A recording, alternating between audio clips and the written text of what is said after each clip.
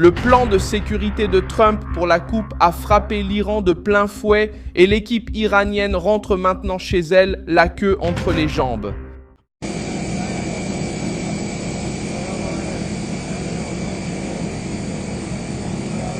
Je n'y vais plus. Merci.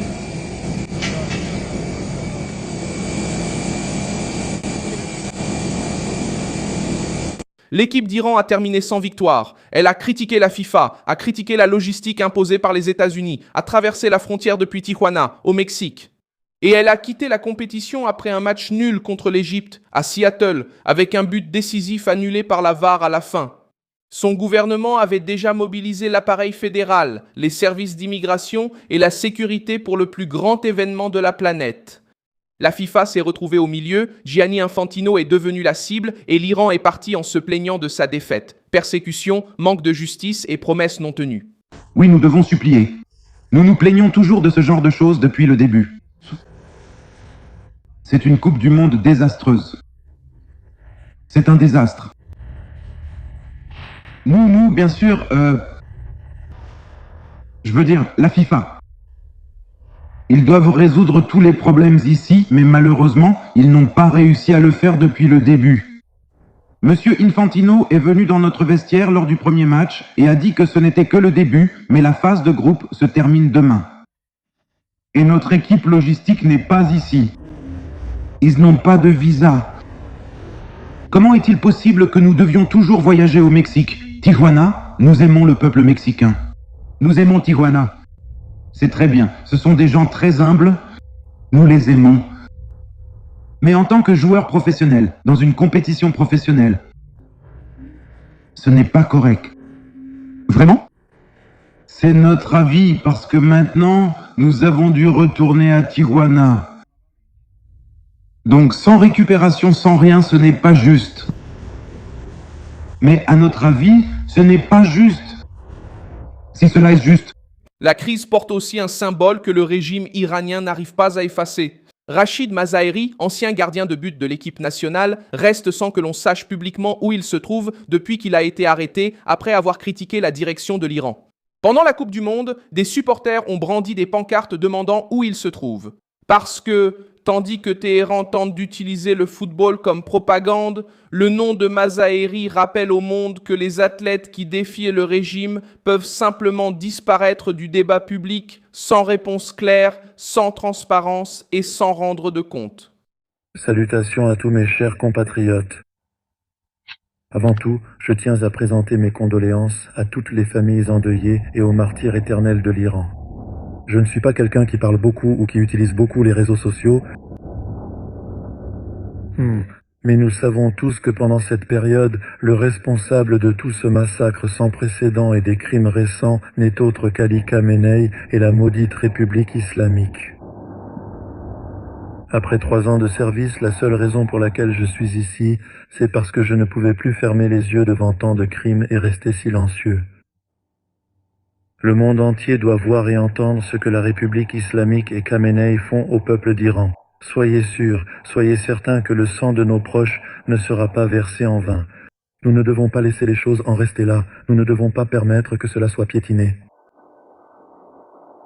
La République islamique, Khamenei et sa mafia paieront certainement pour leurs actes. Vous pouvez en être sûr, le Seigneur Khamenei va payer pour cela. Je suis ici seulement pour dire à tous mes chers compatriotes que nous devons nous lever et faire quelque chose. N'ayons pas peur, levons-nous tous ensemble. Avec l'aide de Dieu, nous vaincrons. Pour la liberté. Pourquoi l'Iran est-il tombé? Pourquoi la Coupe du Monde est-elle un enjeu politique? Comment Trump a-t-il utilisé la logistique contre les adversaires des États-Unis? Je vais tout expliquer maintenant. Si tu aimes ce genre de contenu direct et sans détour, pense à t'abonner parce qu'ici, il y a des vidéos comme ça tous les jours. La crise a commencé avant même que le ballon ne roule. La Maison-Blanche a mis en place une task force pour coordonner les efforts fédéraux liés à la Coupe du Monde 2026 et à la Coupe des clubs 2022, avec la participation des départements et agences du gouvernement américain. La page officielle de la Maison-Blanche présente la Task Force comme une préparation à 2 des plus grands événements sportifs de l'histoire. avec des matchs dans 11 villes américaines, dont Los Angeles et Seattle, précisément les lieux utilisés par l'Iran lors de la phase de groupe. C'est ce point qui explique tout. La coupe n'appartenait pas uniquement à la FIFA. Aux États-Unis, l'entrée des délégations, le contrôle des frontières, la sécurité des stades, les visas et le séjour des étrangers passaient par la machine du gouvernement américain.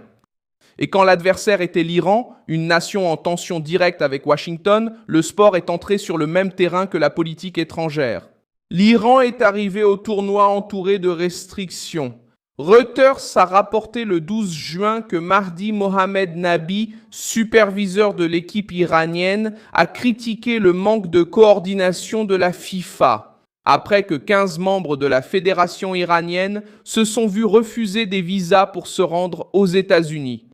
La délégation a dû changer sa base d'entraînement de l'Arizona à Tijuana à cause des problèmes de visa. Et Nabi a déclaré qu'il n'avait jamais vu une telle désorganisation lors d'une coupe.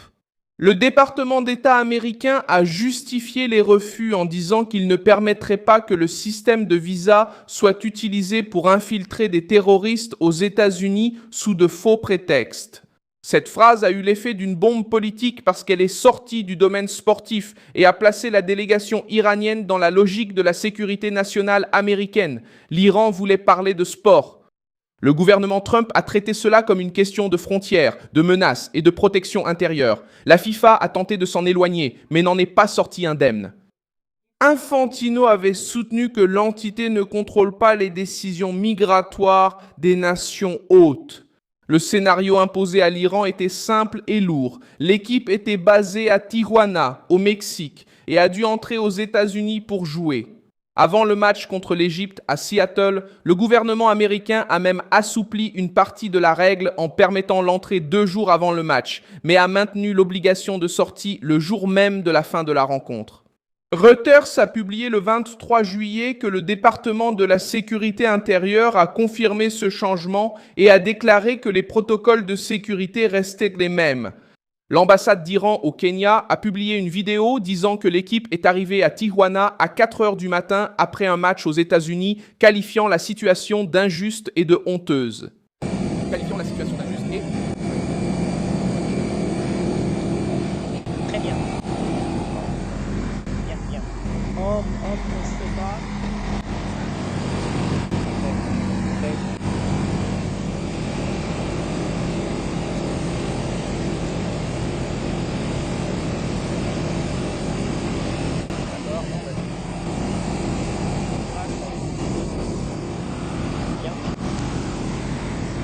Grâce à Dieu. Merci d'avoir regardé.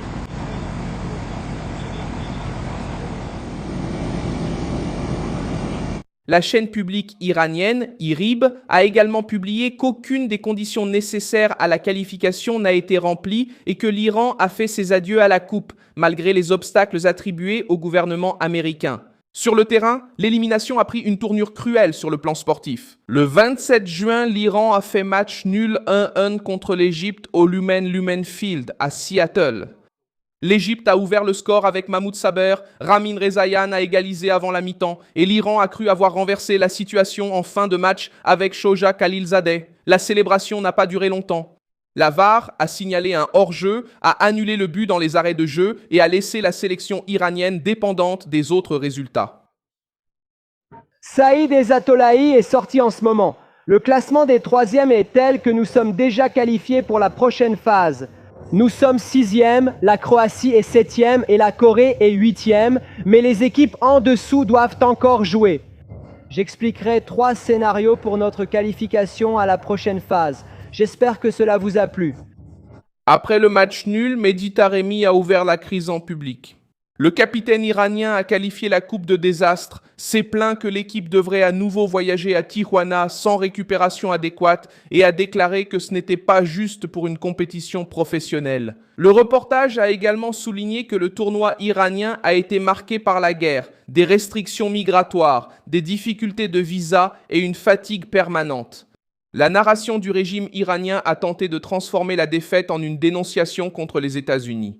L'équipe nationale est devenue un symbole. Des supporters se sont rassemblés à Téhéran. Des vidéos montrèrent des Iraniens suivant les matchs dans des cinémas et même des Palestiniens à Gaza regardant Égypte-Iran en public. Le football a servi de ciment émotionnel pour un régime qui tente toujours d'utiliser le sport comme propagande de résistance. Mais cette fois, la scène se trouvait en territoire américain, sous les règles américaines, en plein air théorique. La Maison-Blanche a fait le mouvement inverse. Tandis que l'Iran se plaignait de fatigue et d'injustice, le gouvernement américain présentait la Coupe du Monde comme une vitrine du pays. Le profil de la Maison-Blanche a publié la vidéo avec la phrase en anglais disant que la Coupe du Monde est différente aux États-Unis.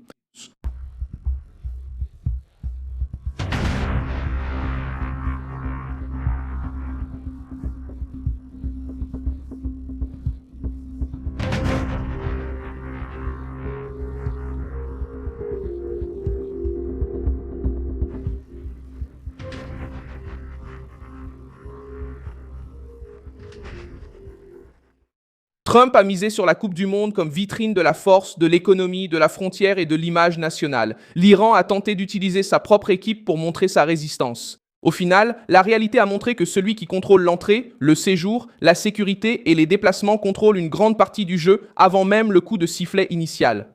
La plainte iranienne a aussi souligné une contradiction. Le régime parle de justice sportive, mais il gouverne une nation où la liberté politique, l'opposition interne et les droits civils sont soumis à une forte pression.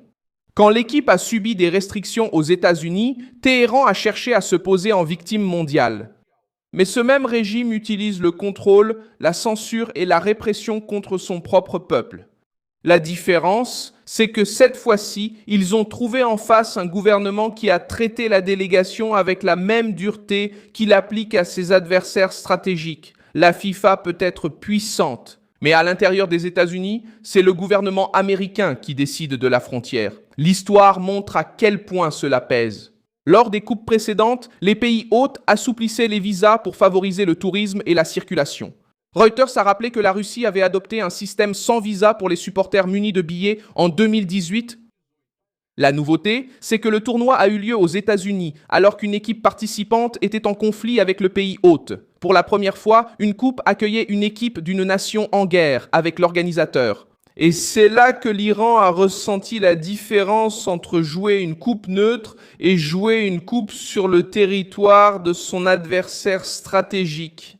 Merci beaucoup d'avoir regardé cette vidéo jusqu'à la fin. Soutenez notre projet et contribuez financièrement via la clé Pix qui apparaît à l'écran. Nous sommes une chaîne indépendante, attachée à vous informer en toute vérité. Votre contribution nous aide à continuer d'exister.